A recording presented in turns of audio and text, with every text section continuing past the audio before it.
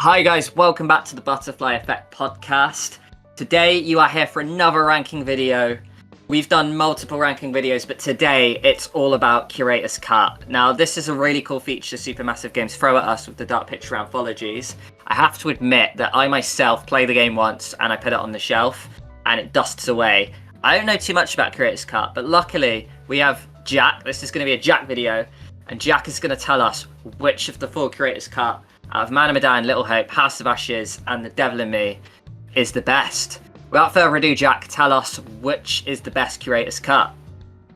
Yeah, I know, right? Hopefully you'll learn something in this video, mate. But yeah, I mean, obviously, before I do go into it, guys, what I will say is that almost like the criteria for this is that I based it on like how many different scenes there were.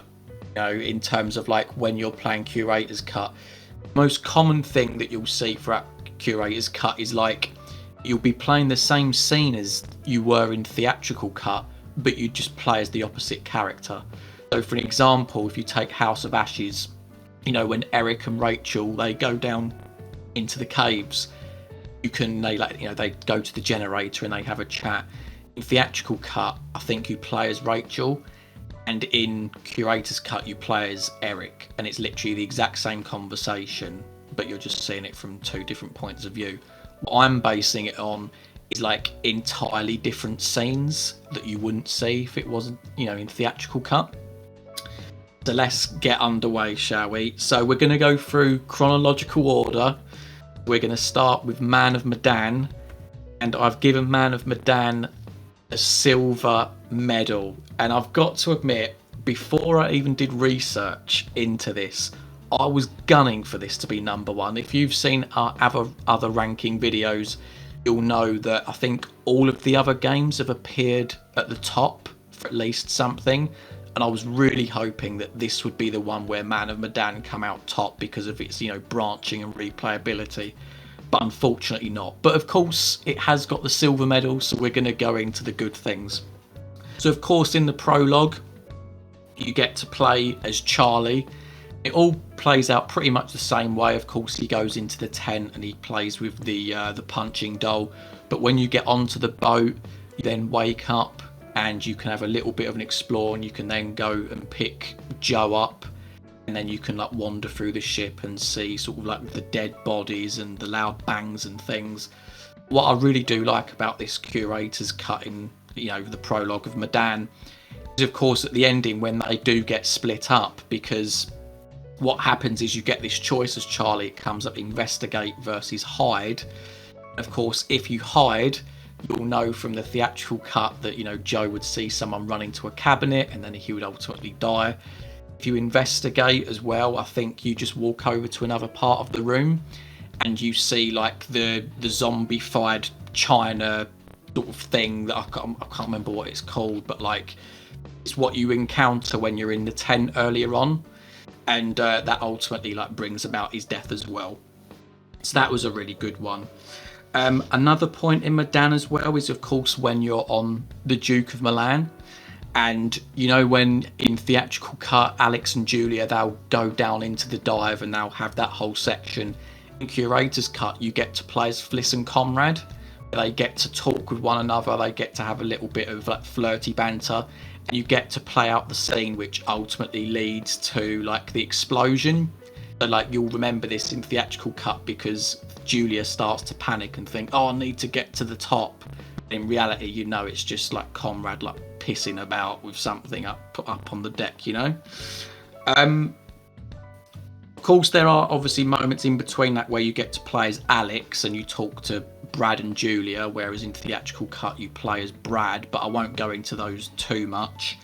So I suppose the next massive scene is of course when you're playing as Fliss and you're watching Conrad run away from you because he's hallucinating and he thinks that you're like some sort of like old woman monster. It leads to a point where like he can climb up a ladder. Obviously you can go up to him and you can make these choices like whether to try and calm him down or like whether to confront him, and that of course can lead to his death. Also as well, like I feel like that with the Curator's cut, and I'm pretty sure that this is the case for, it's the only game that has this, but I feel like the Curator's cut has collectibles in it. All the other games in the Dark Pictures anthology, you can get all of the secrets and all of the picture frames in the theatrical cut, whereas Man of Medan is the one where you have to play Curator's cut in order to collect everything. Whether you're a fan of that or not, I don't know, but again, you could say it's a bit of a tick because it forces the player to play the game again to see it differently in order to pick up these other things. And from what I remember, to get one of the picture frames or one of the clues, you have to have a very specific path, so it is actually very testing. I think it involves Brad staying on the boat and coming on at a later point and making certain decisions. So yeah, like honestly, the last thing for Medan is obviously at the end, you play as Fliss and you get separated from Alex and you have to like go around the edge of the ship. And of course in theatrical cut, when you play as Alex, if you did have this ending, something comes out of the door and he starts hallucinating. He thinks that rats is gonna come out of his stomach, and of course there is like a demon thing in front of him. In Curator's cut, you learn that that is Fliss, and of course you then have choices to try and calm him down. There's a little bit of a tussle between you both. Again, you can try and save Alex's life, and I'm pretty sure if you fail, he can outright kill Fliss there as well. There's lots of jeopardy in it as well, like, and it's really cool to see how the whole hallucination thing works between, the characters, how they're sort of viewing one another. So we're now moving on to Little Hope, and unfortunately Little Hope finishes last. Some of you may not be surprised by this because of course Little Hope is the most linear game, but again I'm going to point out the scenes where you get to play as different things. And of course we start off in the prologue with Tanya, and she's chatting to Vince. She gets out of the car and she can go upstairs and chat to Dennis and chat to Megan and have like a little explore around.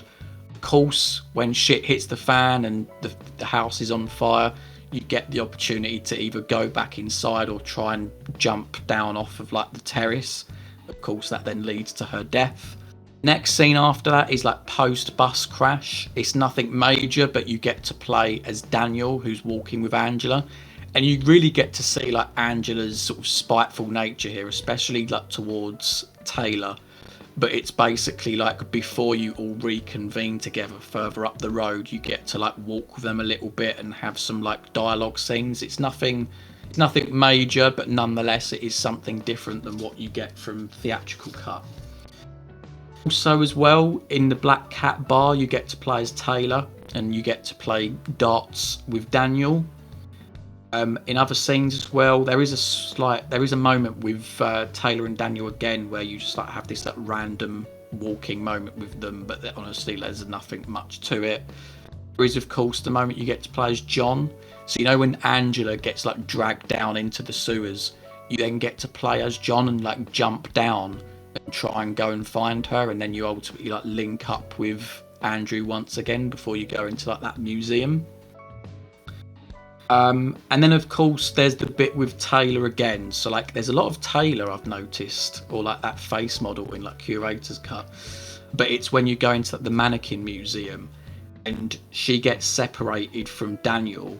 She gets like the door slams and then she has this vision and she gets a choice whether she can confront the girl or like grab the doll, and then obviously when that finishes she then flips out to Daniel saying, oh my god, like I've seen my double, it's coming after me next, sort of thing. Then obviously the last example is when Daniel has his vision in the church.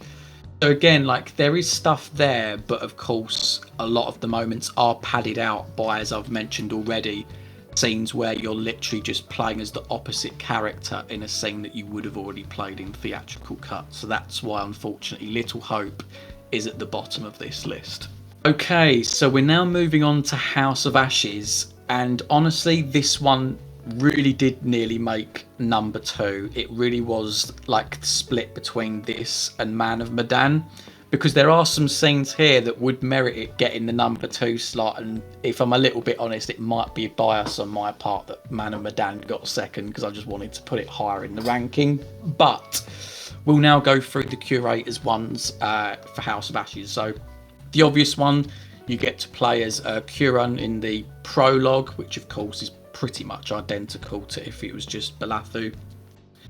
And again at the start of the game, you get to play as Rachel, where you get to like explore her office once she's finished her kiss with Nick.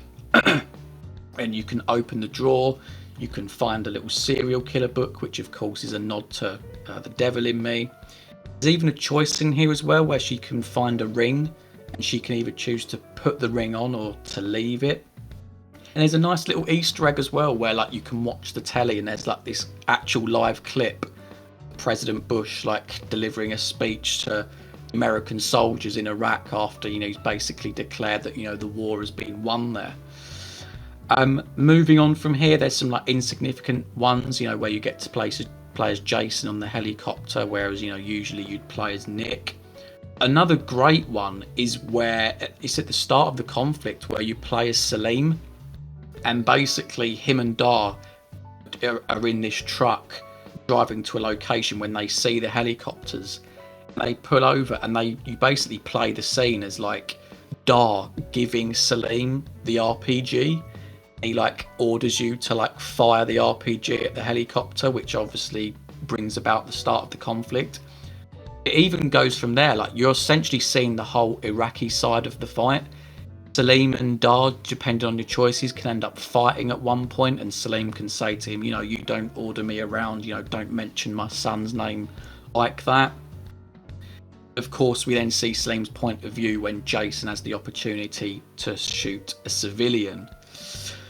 I suppose the next significant moment is when you play as Rachel at the rope scene. So, you know, in theatrical cut, you play as Eric and you're like holding on to Rachel.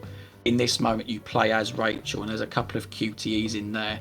Also, you get the opportunity to cut the rope as well as Rachel, which of course lets her descend into the pit, but she does stay alive. Of course, we then have the scene with Salim and Nick, you know, when they've got to circle around that demon. In theatrical cut, you would play as Nick, but in this one, you get to play as Salim. After that whole confrontation, it does lead to Salim potentially having to surrender to Nick and Jason. And funnily enough, if Eric is with them at this point, it is possible for Salim to outright shoot Eric dead at this point. So that's just like an interesting little point. And then going on from there, we have a flashback scene where we can see Rachel and Nick. It seems to be like the start of their relationship. I feel like in theatrical cut, you get the whole flashback scene with Rachel and Eric at the Little Hope Diner. I think in Curator's cut, it's Rachel and Nick, and they're basically, you know, she's stressed out about Eric, and Nick's telling her, oh, you know, it's going to be all right, I'm here for you. So I'm guessing that's alluding to the start of their relationship.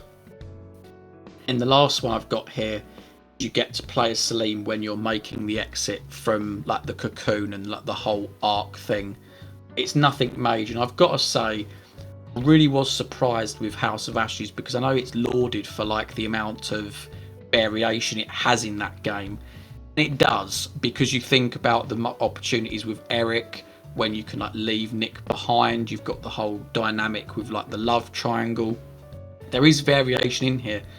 When I was cycling through the Curator's cut, it was surprising like how linear, like how similar to the theatrical cut it was. Maybe that's partly in reason why I ultimately put that one third, because I had higher expectations of that one compared to Man of Medan. So when I actually saw what it was, I've ultimately put Man of Medan second. So of course, obviously we've got one slot left. It's the gold medal slot. It has to go to The Devil in Me. So of course, The Devil in Me has topped a couple of lists now. It is proving to be the best one across the board, it seems. But of course, we'll now go through the Curator's cutscenes of note. So again, in the prologue, you get to play as Jeff. Again, nothing major here. Basically, at the start of the game, you can pick between a fob watch and a necklace, where of course in theatrical cut, Marie gets to pick between some sort of like body wash or some sort of like perfume or something like that. Obviously, you then get to play his side of the pillow fight with her. And then of course you get the whole moment where get to confront H.H. Holmes. You can outright punch the guy because he's coming out after slitting Marie's throat. I suppose the next significant moment in The Devil in Me is perhaps when you play as Charlie. So you'll remember the scene where Mark and more Kate, to be honest, is like bitching about Charlie. In this scene, you get to play as Charlie when he's about to call them down for dinner, and there's a little heartbeat sequence where he tells Erin to stay quiet. You get to listen to them bitching about him actually, and you then get a choice whether you want to announce to them that you've heard them bitch about you, or you can keep it quiet and just be like, oh no, come to dinner guys, which I thought was like a nice little touch. Big one for me was the rush to help Erin. So you know when Erin gets taken for the first time, the door slams behind her and the killer's in front of her with the inhaler. In this scene you get to play as Kate, and the rest of the crew are together. They're outside. There's a few dialogue moments where you're trying to get her to calm down and focus on her breathing, but you get this pretty intense sequence where you've then got to like run through a couple of corridors to try and find an item to bash the door open. You've got to run like fairly far. You ultimately pick up this candlestick to go, but I'm pretty sure that this is time sensitive. I think that if you fuck it up, it then leads to the scene where Erin is, you know, found with like, you know, unceremoniously displayed her heart and she's wired up to, you know, a machine and things. So it is really crucial that you act quick in that scene. Another one to note as well is, of course, like you play as Charlie. Sorry, not Charlie, you play as Jamie. And it's the bit where like Charlie, he's on the pressure pad and the killer's up right in front of him, and you get to play as Jamie, where basically you can, you know, pull Charlie back away and the scene plays out as is. Also going on from there, again with Jamie, when she gets separated from Charlie in the meat locker, door swings open and she gets to sort of like go and find like this medical report about Lucinda, who of course is Hector Monday's mother. She finds this key to this lounge. It's quite a spooky scene, to be honest. She goes into this lounge and it's this room full of mannequins that are just sat there, and like some like eerie music, and there is like a jump scare in this moment that can get you, which is really cool. There's like a thing you can find about like a funeral service for Lucinda as well, and of course it all culminates in the whole thing with communicating with Erin. So of course in theatrical cut this is what puzzled people a little bit, because they were thinking, how the hell did Jamie get to speak to Erin when she was in the meat locker? This is exactly what this scene explains. She walks into a room and there's an overhead projector. She can see Erin, and that's where there's a note next to the projector that says, tell her to hide in the cupboard or I will kill her. And then that's when you get the dialogue option. You can carry that out, and of course if you choose the wrong way, Erin can die. If she hides in the cupboard, she will be safe. Again, another one with Jamie here. So there's basically, it's the opposite to what you play when Charlie's in the furnace. It's a really cool scene because you get to go down behind the bar and there's like this little puzzle with bottles. So you have like this coder, or like this sort of like keypad on the wall with like these colours, and you have to like go round and look at the bottles that have like the same colours on them. I think the code ends up being like 1896 or something like that, which I think is it 1886, which I think is like a nice H.H. Holmes tie-in, to be honest. Ultimately you get into this room and you see Charlie stuck in the furnace, and it's really good because then as Mark you then have to like hold this lever down. That sort of helps Charlie out, it helps buy him time. In doing so, fire then starts to come into your room. It starts edging ever closer to Mark, and it gives you an opportunity to let go of it, which of course could then potentially kill Charlie. But I just thought it was just a really nice touch, like going through that. When I was first playing it, I had no idea that there was like that whole element to it, that you could like potentially, you know, buy Charlie time there. Of course, yeah, we also get to play as Erin in the gas chamber, so you get to like plead with Jamie not to kill her. Also as Jamie as well, like she gets to ultimately make the screwdriver choice. And again, another one, it's in the Director's Suite chapter, you get to play as Kate. And it's basically, you know, when you give the screwdriver to Jamie and she goes off to bait Dumet, you get to play as Kate and you get to cycle through the CCTV, so you get to see Dumet chase after Jamie, which I think was pretty cool. Of course, you get to have the moment where you hit the red button to like shut the wall and, you know, what you think is going to trap him in, but you ultimately see him open a little door and carry on the chase with Jamie. Then shortly after that, you have like a rooftop chase, which interestingly, I think you play as Kate here. If you have like the crystal rock with you, you can actually distract Dumet and like throw the crystal rock at like a bottle. Then it leads, ultimately it culminates this scene where Dumet has like got hold of Jamie.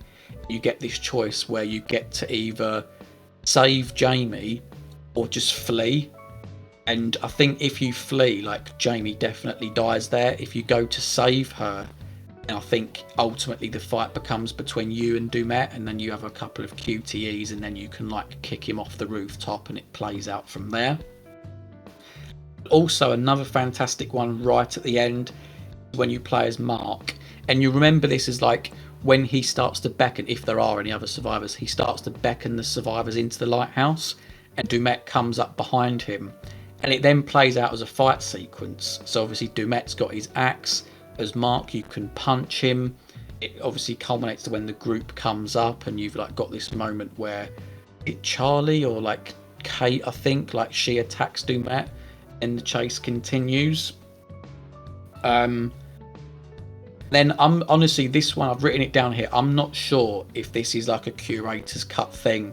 On the speedboat at the end, you know, you typically in theatrical cut you play as Mark and you've got like QTEs to like stop Dumet like squashing your head down on the edge of his axe. In this version you play as Kate.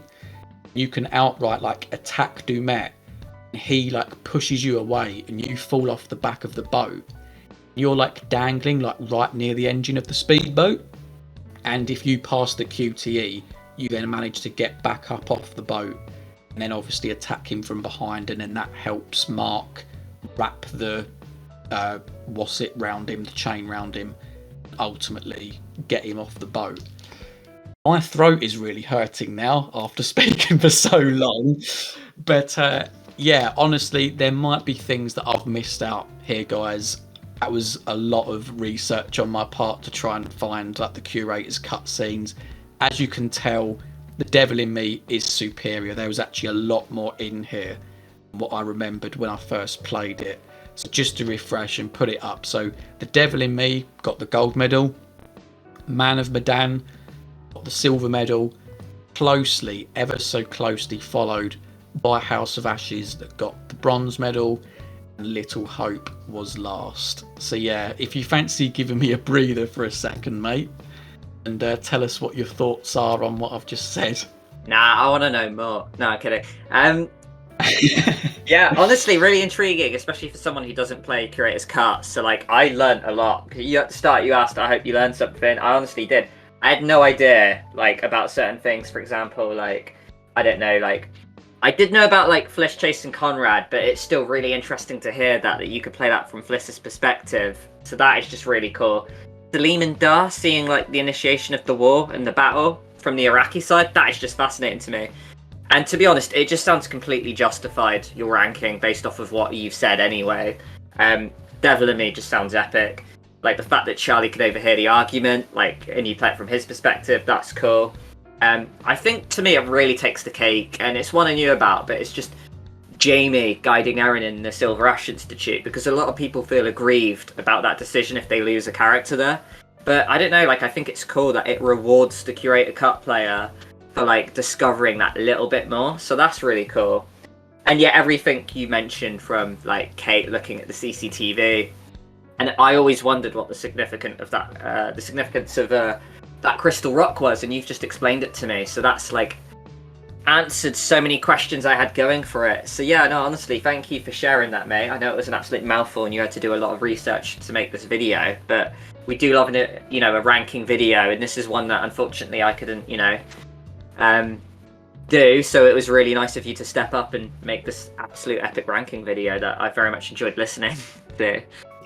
Yeah, no, it's cool, mate. And honestly, like another thing as well to touch on with like Kate and the Rock is that I think there is a choice where you get to like hide in like a cabinet when you're up on the rooftop. And if you have the Rock, that also helps calm her down as well for like the heartbeat sequence.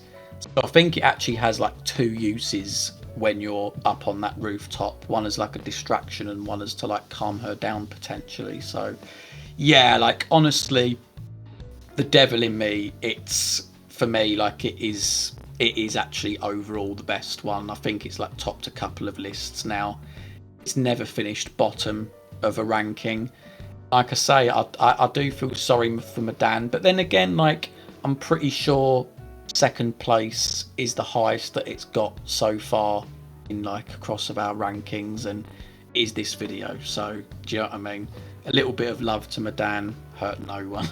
Yeah, because I absolutely love Man of Medan, so it's just lovely to see that it's getting a bit of like, you know, attention there. So no, that's epic. But guys, thank you very much for joining this ranking video. We hope you enjoyed it. Quite a unique one. Not enough people talk about Curator's Cut, in my opinion, so it's been like an absolute pleasure for, I say, us to cover it. It was Jack. But honestly, guys, let us know what you thought of Jack's ranking. Was he right or wrong? And tell us in the comments which one your favourite Curator's Cut is. And be sure to comment why beneath. Thank you very much for joining, guys, and we'll see you in the next one. See you next time. We'll see you in the future.